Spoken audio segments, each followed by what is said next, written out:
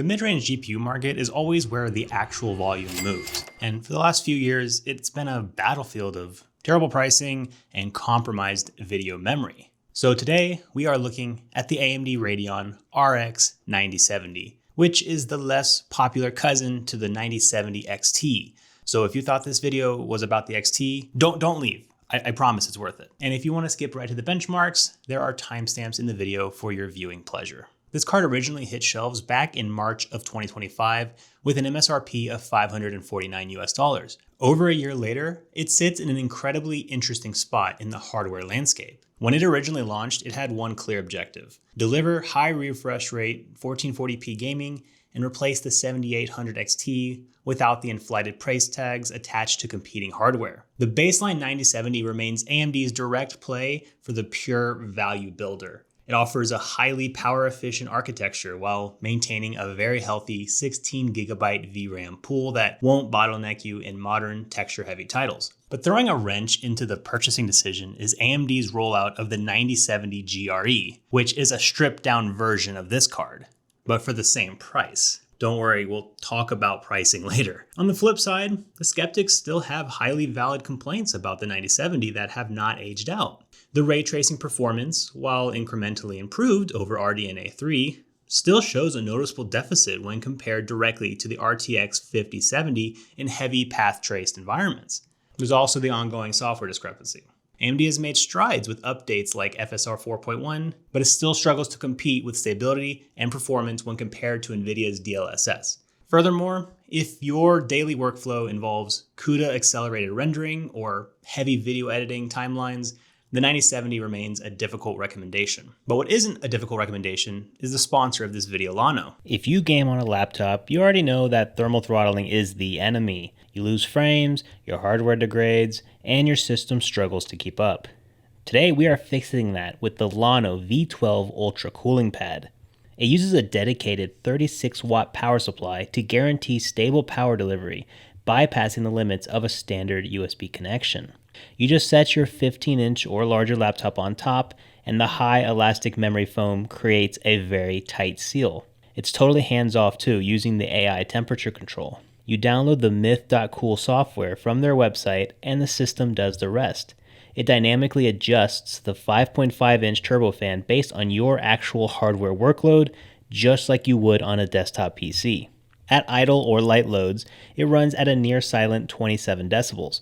But when you push your CPU and GPU, the brushless motor ramps up to 2800 RPM. Under full load, it forces high pressure air into your system, delivering up to a 25-degree temperature drop in just 90 seconds. It also covers the practical details: 3 adjustable height positions, customizable RGB, a built-in 3-port USB 3.0 hub, and a removable dust filter to keep your laptop internals clean. It delivers raw, cooling performance when you need it and stays out of the way when you don't. Check the link in the description to get yours, and a big thanks to llano for sponsoring the channel. Look, hardware should never be evaluated on brand loyalty or marketing promises.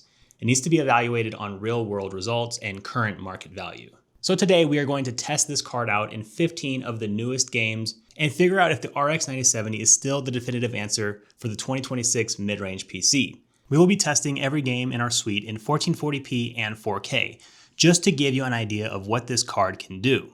As usual, none of our tests today will use optional ray tracing or upscaling of any kind, but I do recommend you use those features in your day-to-day gaming. Play with the settings, see what you like. I mean, you paid for it after all. Let's get started.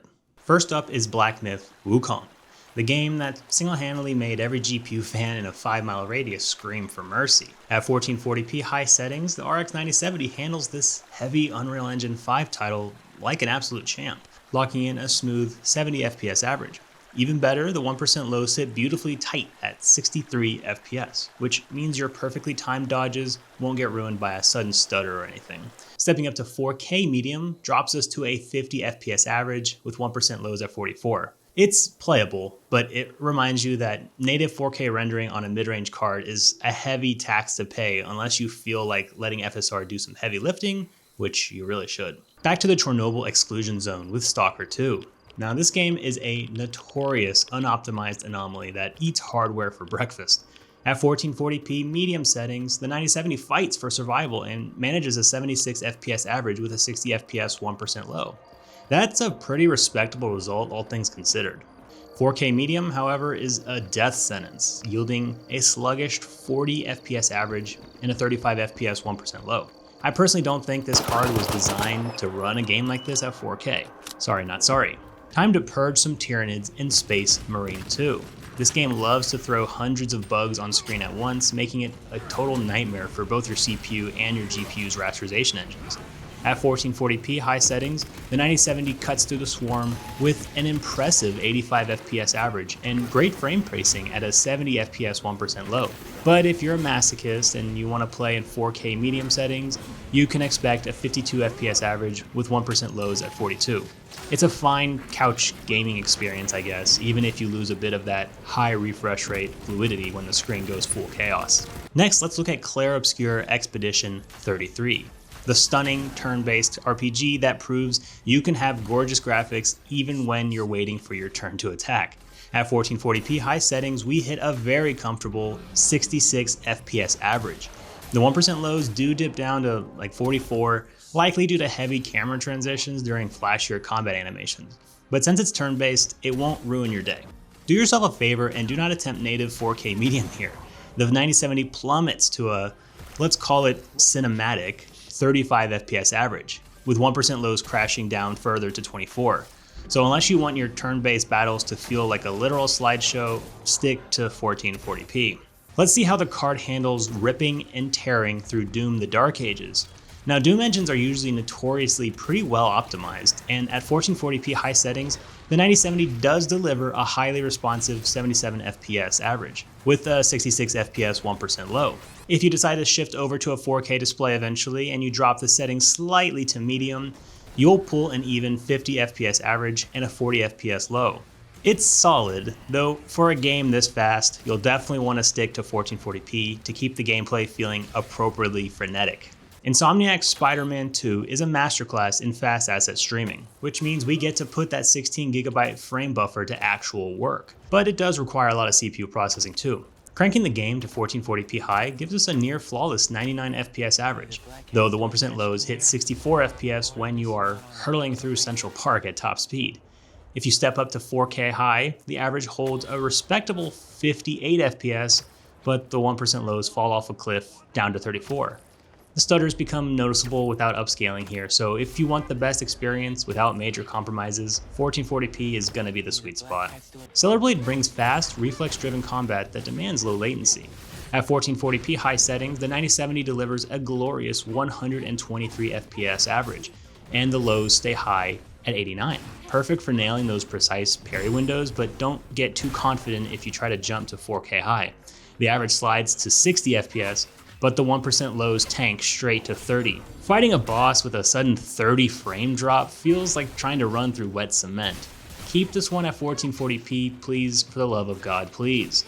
Doesn't it feel like half the games coming out lately are set in feudal Japan? Anyway, here's Assassin's Creed Shadows, a game that loves dense foliage and complex shadow maps.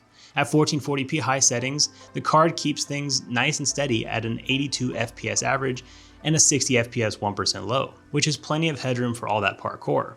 Cranking it up to 4K high drops performance down to a 56 FPS average with a 48 FPS 1% low. It's surprisingly consistent, meaning you can easily trade a few frames for that massive pixel density upgrade if you prefer a sharper image over raw speed, or if you're playing this on your living room TV or something. Indiana Jones and the Great Circle gives us a break from terrible optimization trends. And despite being a big NVIDIA-focused game, this game actually runs really beautifully on Team Red. At 1440p high settings, the 9070 pumps out a blazing 117 FPS average with an incredibly tight 99 FPS 1% low. It feels buttery smooth, pushing the resolution to 4K high still nets a console-destroying 64 FPS average and 58 FPS 1% lows. Honestly, the game is so well optimized here, I'm actually blown away. Boy, look at these numbers. God of War Ragnarok is an absolute triumph of an optimization job on PC. We went straight for the Ultra preset despite being a meme at 1440p and walked away with a stellar 114 FPS average and a rock solid 92 1% low. Even upgrading to 4K Ultra, the card refuses to buckle, serving up a highly playable 71 FPS average with 1% lows at 63. If you want to experience this walking simulator in full fidelity on a mid-range GPU budget, this is actually exactly how we should expect it to look. Now for Resident Evil 4 Remake, we allocated the heavy, full 8GB texture pool to give the VRAM an absolute workout. At 1440p high, the card absolutely tears through these zombies at a blistering 150 FPS average and a 135 FPS low. There is absolutely zero stuttering here. Great performance. Jumping to 4K high with those same settings, massive texture still on, results in a brilliant 85 FPS average and a 78 FPS 1% low. The 16GB of VRAM means you don't have to worry about the game crashing or turning textures into muddy mush like you would on a lesser 8GB card. Moving on to the multiplayer chaos of Battlefield 6. With 128 players blowing up buildings all around you, the 9070 holds down the fort at 1440p high with a 114 FPS average. The 1% lows hit 77 FPS during heavy artillery barrages, which is expected for this engine. 4K high scales down to an 80 FPS average and a 60 FPS 1% low. It's stable, reliable, and exactly what you want when you're trying to snipe someone out of a helicopter. Not a bad result for a competitive experience either way. But for the even more competitive crowd, let's talk Fortnite. This game is pretty CPU heavy, but people still ask about it all the time, so here we are. We tested this at the absolute maximum Epic preset. No performance mode shortcuts here. At 1440p Epic maxed out settings, the 9070 hits an impressive 222 FPS average with 161 on the lows. It is an absolute sweat fest of a frame rate. Moving to 4K Epic still nets you an incredible 138 FPS average and 110 FPS 1% lows. You can easily max out a high refresh rate display here without turning your game into a blurry mess. If you like racing at 300 kilometers per hour, F1 2024 has you covered. At 1440p ultra high settings, the game runs at a staggering 212 FPS average with 1% lows matching beautifully at 163. Stepping up to 4K ultra high only drops it down to a still insane 158 FPS average and 127 FPS 1% lows. Frame pacing is very consistent here. It turns out brute force rasterization is pretty good at moving pixels fast down a straightaway. Who would have thought?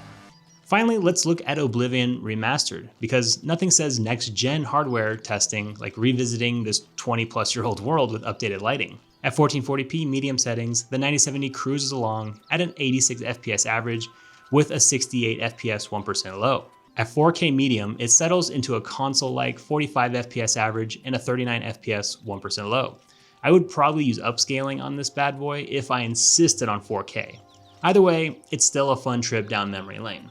So while we did get some pretty good performance out of this thing, we still need to talk about price. Yes, the MSRP of this card is $550, but we all know MSRP means nothing if no one is actually charging it. I got my card from Amazon during a sale in May for $466 before tax. And if that was the actual everyday price of this card, I'd say everyone should go and buy it right now. But from what I've seen online lately, this card has actually been hovering around the $580 to $600 mark in the marketplace. Compare that to the weaker 9070 GRE for $50 less, or the slightly stronger 9070 XT for $50 to $100 more. If you can afford it, the 9070 XT will net you about 12% more frames in most titles, meaning if you're hitting 60 FPS on this card, you might get 67 FPS on the more expensive version. And if that's important to you, it might be worth the extra money. But I personally feel like the RX 9070 is the Goldilocks card stuck right in the middle. Not too hot, not too cold, just right. But if you think all of these graphics cards are way too expensive anyway, and you primarily play in 1080p, you can click one of the videos on screen now for some breakdowns of used cards that will better suit your budget. Please like the video if you liked it, and get subscribed for more technology content. My name's Jason. Thanks for watching.